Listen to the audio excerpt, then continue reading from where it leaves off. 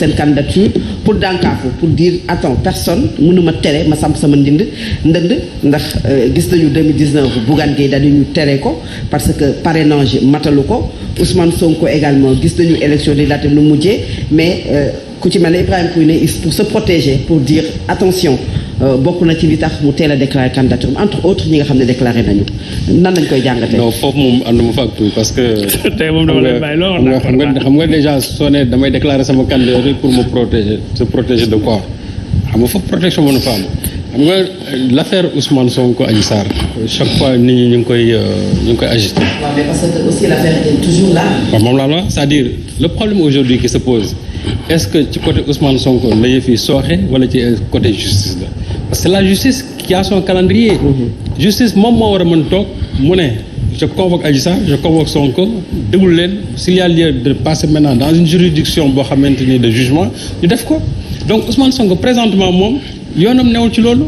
il ne doit pas warul sax xool. et pourtant du côté du pouvoir l'idée est tellement agitée ces derniers jours. waaw mais procès bi faaw taxaw ñoom ñu nga warul sax présenté wu. waaw bu ñu déggee ci ñoom seen ay kàddu moo tax ma ne loolu ba léegi. parce que dafa am lu ngàllu ci boppam. waaw xam nga ñooñu ñoo koy agité xam nga lu tax ñu koy agité parce que pour ñoom jàpp nañ ne peut-être que Ousmane Sonko bu procès bi jibee war nañ mën a jéem a invalider candidature am et là c'est le côté opposé ñoom ñoo koy wax waaw. mais su fekkente ne nag tey Ousmane Sonko moom ci wàllu boppam c'est pas à lui ne moom dafay seetal daram ci mbir mi il appartient à la justice ñoom dañu am seen calendrier heure bu fekkente ne war nañ ko convoquer ñu convoquer heure bu ñu war a convoquer Adji Sarr ñu convoquer suñu la war a déglu s'il y a lieu maintenant de passer dans un procès équitable ñu def ko je crois que là il appartient à la justice l'exécutif nag wala les politiciens ñoom su leen neexee ñu agiter loolu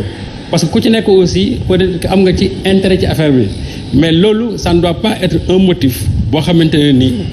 dafa war a gàllankoor Ousmane Sonko pour mu déclarer sa candidature ba pare jublu ci loolu parce que aujourd'hui y en a d'autres qui l'ont fait Bougane Gueye Dany il a déclaré sa candidature. moom it est-ce que du pour wax ne bii yoon. waaw il est hors de question. non pourtant non que ñu bañ ma. non pourtant non. parce que affaire bi non pourtant non du tout photo yeeg kii moi je crois que tey Fadam Lo man je me dis que sax les candidatures là lu tax mu xaw a yéex tuuti. parce que les élections ça se prépare presque sur 2 ans li tax mu xaw a yéex tuuti c'est parce que y a eu 2 élections yu tegaloo muy élection locale ba pare am élection législative et c'est ça qui a fait que nit ñi mënuñu woon déclarer sax à temps seen candidature mais ce qui est sûr et certain s'il n'y avait pas ces 2 élections di nga dégg sax prématurément nit ñi déclarer seen i candidature parce que élection présidentielle pratiquement soo xoolee li muy laaj ci temps li muy laaj ci mobilisation aussi ak préparation dafa bëri soo xoolee déjà on est presque à 17 ou 18 mois de l'élection de 2024 donc pratiquement mën a tàmbali te candidats yi nga xam ne ñoom déjà ils sont déclarés pour la présidentielle 2024 war nañu def ay tournées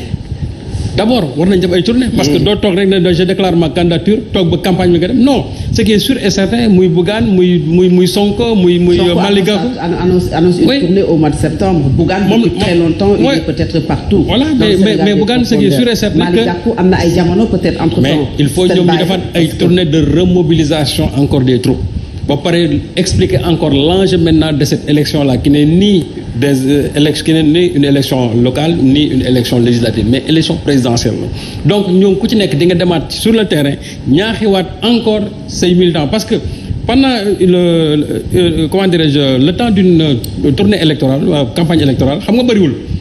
3 semaines nit ñi mënuñu ci wër lépp donc il te faut vraiment du temps pour que nga war a mën a dem dans les fins fonds du Sénégal c'est-à-dire essayer aussi d'implanter surtout parti bi fi nga xamante ne ex-woon parce que élection locale yi ak élection législative yi dañ ci war a tirer ñoom benn bilan boo xam ne pour voir les régions dans lesquelles ou bien en tout cas les localités dans lesquelles ces candidats-là ne sont pas très bien représentés et je crois que c'est de bonne guerre donc pour man jàpp naa ne la meilleure option la meilleure stratégie bi ñu teg tey moo di que ñu déclarer seen candidature ba pare jublu aussi vraiment ci seeni tournée au niveau des différentes localités léegi nag pour le cas de Khalifa Sall il a le droit de déclarer sa candidature même su fekkente ne il y a l'épée de Damoclès de la justice au-dessus mais c'est-à-dire doo wekku ci loolu taxaw ne nekkuma candidat c'est-à-dire da ngay déclarer ba nag la preuve du contraire mais toujours c'est-à-dire tu es animé par cet optimisme là moo xam moo lay pousser ba nga ne yow dinaa bokk ci élection yi jusqu'à la preuve du contraire parce que yaa nga dégg nit ne damay bokk ci dara ñu dem ba cappaandaw ga ñu ne finalement mënul bokk mais moom aussi jàpp na ne tey c'était le cas à la présidentielle de 2019. voilà donc moom fi ñu toll nii il a le plein droit mu déclarer candidature ba pare aussi remobiliser encore ses troupes parce que taxaw Sénégal aussi xaw na nekk un peu en léthargie donc il a intérêt à remobiliser ses troupes maintenant pour le cas de comment dirais-je de Malick Gakou aussi je crois que c'est la même chose Malick Gakou son parti aussi depuis un certain temps déggatuñ ko woon pratiquement ci dara laaj na fi ñu toll nii moom aussi mu defaat vraiment une remobilisation de ses troupes pour wane ne man aussi maa ngi fi jusqu'à présent politiquement léegi nag la dynamique de Yewwi moi je crois que pour foofu vraiment il faut reconnaître aussi à Yewwi ñoom ce qu'ils ont signé dans leur charte et jusqu'à aujourd'hui je crois que ci loolu lañ ne mais Yewwi moom je pense que actuellement lan moo fa deseti chacun a déclaré sa candidature. mais non c'est-à-dire le socle de Yewwi est toujours là xam nga Yewwi ñoom li ñu wax c'est clair dañ ne local dañuy dem ensemble législative dañuy dem ensemble mais suñu dem élection présidentielle chaque parti chaque entité politique am nga droit nga déclarer sa candidature léegi nag su fekkente ne ñun suñu biir am na ñoo xam ne mën nañoo ànd pour dem xayrun su fekkee ne loolu mënul nekk aussi chacun peut mais li ñuy ñaan daal mooy ci ñooñu ku ci dem deuxième tour que chacun d'entre nous ñi nga xamante ne ñun demuñu deuxième tour ñu mobiliser wu jàppale ko te aussi dañuy def benn genre gentleman agreement ça faire de sorte que ku ci nekk soo déclarer sa candidature aussi que ñoom seen biir ñuy bañ a ŋàññante c'est-à-dire que la guerre ne soit pas entre eux mais que la guerre aussi soit toujours waaw c'est-à-dire parce que ci élection législative moom la guerre c'était entre les opposants. non c'est-à-dire non je parle de Yewwi non pas au sein de Yewwi c'est-à-dire mën nañu wax ne Yewwi ak bokk gis-gis Yewwi peut-être ak waa Aar ñoom c'est-à-dire li ñu signé mooy au sein de Yewwi que ñoom seen biir qu'ils se respectent entre eux qu'ils ne se tirent pas entre eux et je crois que loolu aussi c'est de bonne guerre parce que dafa am loo xam ne ni moom moo leen boole mooy c'est la dynamique tout simplement day Yewwi léegi nag man li ma jàpp ci opposition bi moo di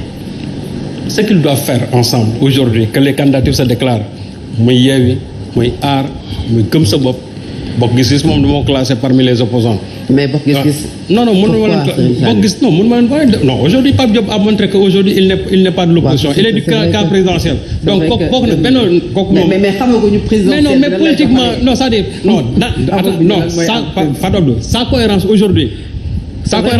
pour cohérence c'est vrai que non Pape Diop moom ce qui est sûr et certain en tout cas Bokk Gis Gis il ne doit pas avoir un candidat boo xam ne day jàkkaarloo ak le candidat de Benno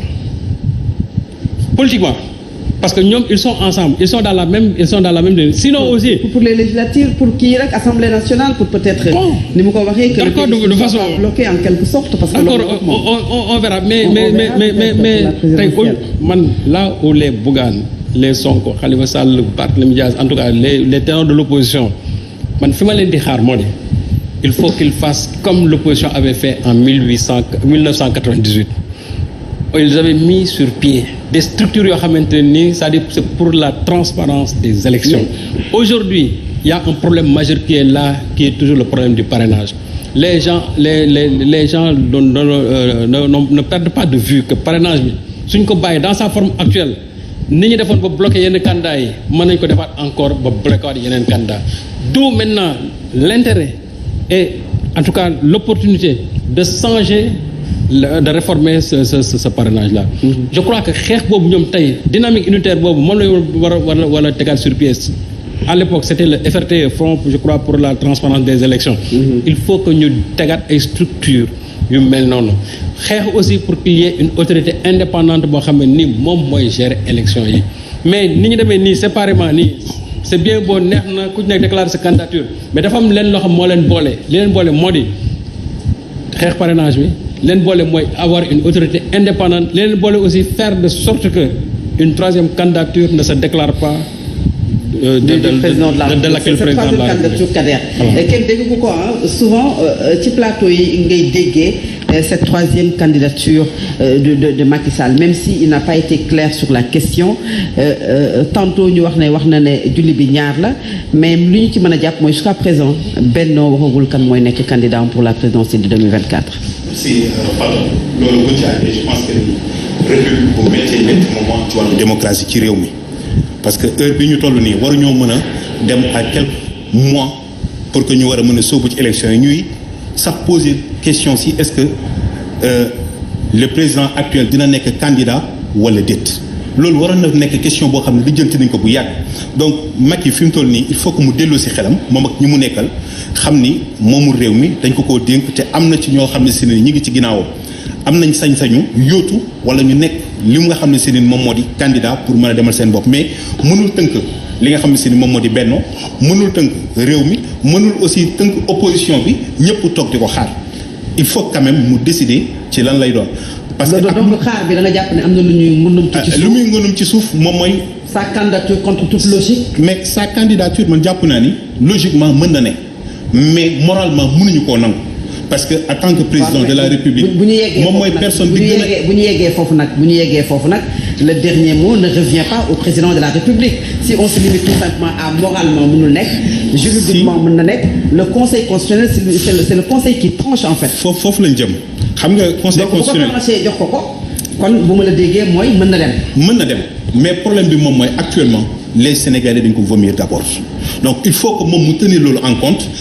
sa troisième candidature pour man lu possible la lu mën a nekk la mais malheureusement. et pourtant dañuy wax ne lu mënul nekk la. non lu mën a nekk la lu mën a nekk la parce que quand même ci terme simple lu ñu dégg moom mooy 2 mandats consécutifs de 5 ans. man de 5 ans bi laa ci pare ni compris comme ça. noonu laa ko comprendre noonu aussi la ko Sénégalais comprendre noonu tamit la ko constitutionnaliste tamit di ko expliquer les Sénégalais il faut comprendre que aussi dafa am pour man ñaari Sénégalais yu fi nekk Sénégal yi nga xam ne si ne ni des Sénégalais intellectuels yi nga xam nu leen neex lañ koy interpréter am nañ ci ay gis-gis yu wuute ak Sénégalais bas niveau bi nga xam ne si moom dafa am déggin boo xam ne noonu lay déggee politique par des termes simples donc pour ñenn ñi le président am na sañ-sañu amaat déposer sa troisième candidature parce que quand même mandat bu 7 ans ba la ñu jógee pour man mandat boobu noonu transition la woon parce que ñëw na fekk Abdoulaye Wade wàññi woon li nga xam ne moo di mandat yi ñu demoon 5 ans ñu delloosiwaat ko de 7 ans mandat boobu noonu fi nekkoon di traîner de 7 ans bi mu ko ñëwee jël aussi ne da koy wàññi organiser les élections en 2017 conseil constitutionnel dafa génn ne ko mënut a nekk 2019 la ñu organiser les élections donc mandat de 7 ans boobu eggali na ko commencé na le mandat de 5 ans léegi nag est-ce que les 2 mandats de 5 ans Sénégalais dinañ ko ci bàyyi yoon dina ko ci bàyyi moralement parce que pour itamit ñu wax loolu Serigne Saliou moom mooy pour ñu bari kenn gënta dégg yoon le président de la République ak ñi mu àndal ndax moom taxaw na ci ay télé même bu fekkee juum na wala ñi ko wax juum nañ mu taxaw ni man bi mooy sama dernier mandat. kon bu ñu ko déggee foofu. ak lu mën a am kon kay fi leer na. non attends dafa am lu mu wax ak li constitution wax laay wax nii. su fekkee dafa ni moom. constitution bi nag bul fàtte ne constitution bi moom moo ko réformé. waaw d'accord ak ñi mu ci àndaloon ak ñi mu ci àndaloon. waaw kon bu ñu demee ba tey ñuy posé wu la question mën na nekk mënta nekk man je pense que ni Sénégal yëpp fi mu toll nii toog boobu ñu toog di xaar arrangé wul kenn na déclaré que candidat la d'accord nit ñi jël seen ay responsabilités mu jël ay responsabilités quoi que lu loolu mën a jar mu xam ne si ne ni moom moo ko décidé su nekkee ni moom du candidat su fekkee am na ku muy préparé parce que ci loolu mën nañoo teg logiquement ni am na ku muy préparé su fekkee ni si ni moom pare na pour ñàkk a déclarer sa candidature au sein de Benno Bokk Yaakaar am na ay candidats fa nekk mais aussi am na ñoo xam ne si ni tamit ñi ngi nekk du parti socialiste te ñuy commencé déclarer seen bopp ñi ngi commencé wane ni ñoom seen ànd fii la nar a yem te man gëm naa ni ànd parti socialiste ak ki nga xam ne si ni moom moo di APR fii la nar a jeexee. ci beneen côté aussi candidature yi nga xam ne ñi ngi koy déclarer man li ma gëm mooy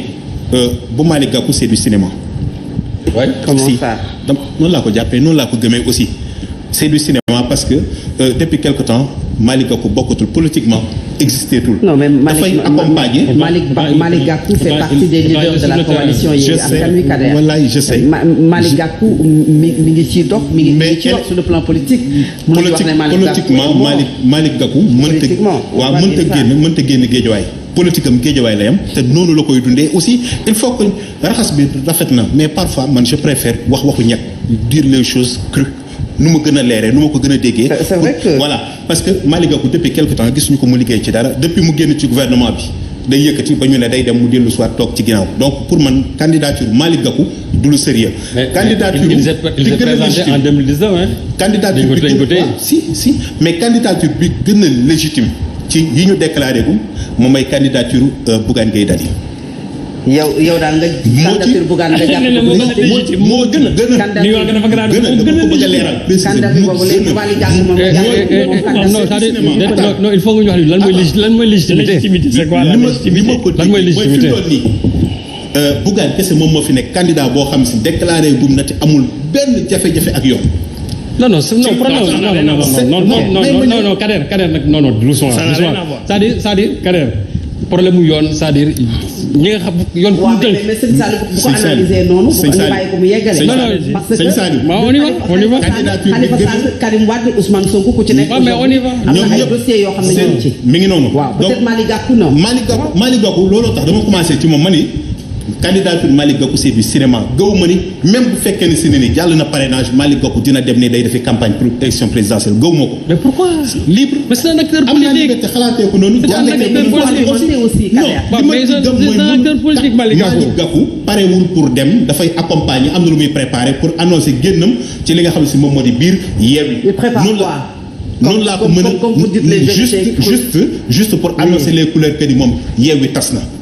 amul leneen attends ma ñëw.